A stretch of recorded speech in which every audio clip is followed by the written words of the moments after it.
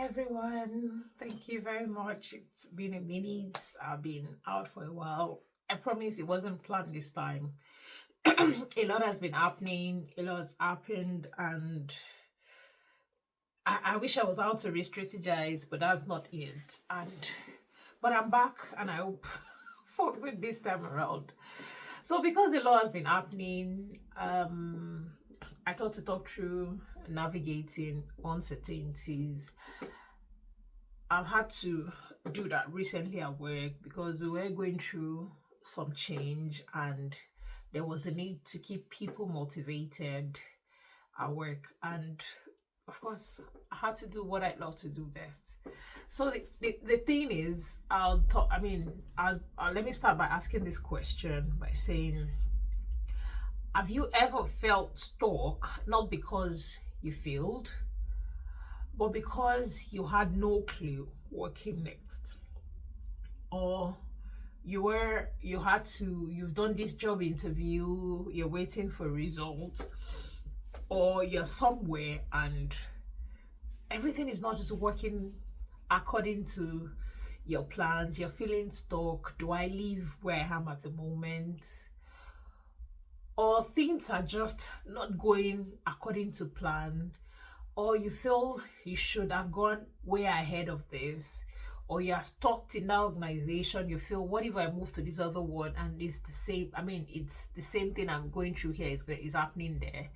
I remember one article I read at a point in time, and they had mentioned that um you actually can't choose your colleagues at work or your team, and I think that's the reality. So if you're kind of like feeling stuck because I don't want to be here anymore, I want to move to another place, what would happen next? Or because of these people, if it doesn't change, you're just there and everything is not just going according to plan. That's uncertainty. What I would say is, in actual sense, uncertainty is very, very uncomfortable. It messes with your head, your confidence, your plans, your routines. But what if I told you it's not something you can avoid? Rather, it's something you can move through. I'll describe uncertainty as like you're driving on a foggy road and you've got your headlights or your headlamps on, but in actual sense, even with the light on, with the bright light, you are still unable to see way far ahead. Like, unlike when you're driving in a very clear situation that it's planned, you can't see what's far ahead. You can only see a few steps or a few miles, few kilometers ahead of you. So what do? The truth is, with uncertainty, we suffer more often in imaginations than in reality.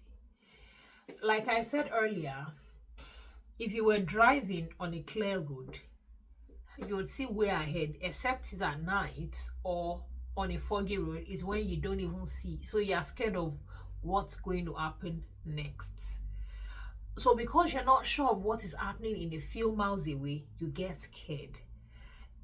And you start to panic on what is not to be or what it is. Let me give this illustration of, I've had to go through 3 surgeries in life. I mean, I've been through 3 surgeries. The first in my 20s, and I think the first 2 in my 20s. The very first major surgery I had to go through, I expected the worst. And I think that's just me being human. I wasn't sure what was going to happen next. There are a lot of things that could come out when you are going into the theater for a surgery. But see, I'm here today. But while I was thinking of it, I'm sure my BP was probably rising. It was going higher. I wasn't sure what the expectation was going to be, what the outcome was going to be, rather, what my outcome was going to be. I was just there. And that's me suffering more because I was only imagining. And in actual sense, it's okay not to have all the answers. And the truth, again, is that the opposite of uncertainty is definitely not certainty. It's faith and courage. It's trying to stay positive. And the only way to make sense out of these is to plunge into it, join in the train, kind of like keep moving, keep pushing. You can't always have it all figured out. You can't always have the answers. You can't always know what is coming next. And it's okay. It's okay not to always have all the answers. And these are, I mean, I'd say, remember when I was going to leave the uni, there were a whole lot of expectations I had. I wasn't sure what was coming next. I was not sure if I was going to get the right role. I wasn't sure if I was going to get that dream job I was thinking. And of course, the societal pressure too comes in, your family expectations. You're expected, oh, yes, you're done with uni, you have attained a certain age. It's probably, it's time for you to get married. You're not sure even if you are going to have that right home, that right marriage.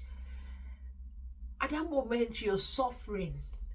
But what would I say? I don't have it all figured out.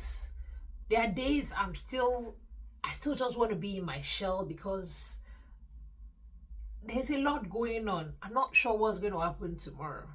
So, what would I advise when you're in uncertainties, when it's going on, when you're navigating that change? The first thing is to breathe. Please take a deep breath. Breathe and live in the moment. It's not that easy as I say, but it's just important. Realize that it's necessary for us to breathe. It will come tomorrow. Once you're passing through this tomorrow, next today, so tomorrow you have another one already waiting. So why don't you just take a deep breath and live in the moment? And the next thing I would say is, again, is to write down what you can control and what you can't, and let's go what's not. I can't, there are a lot of things I can't control.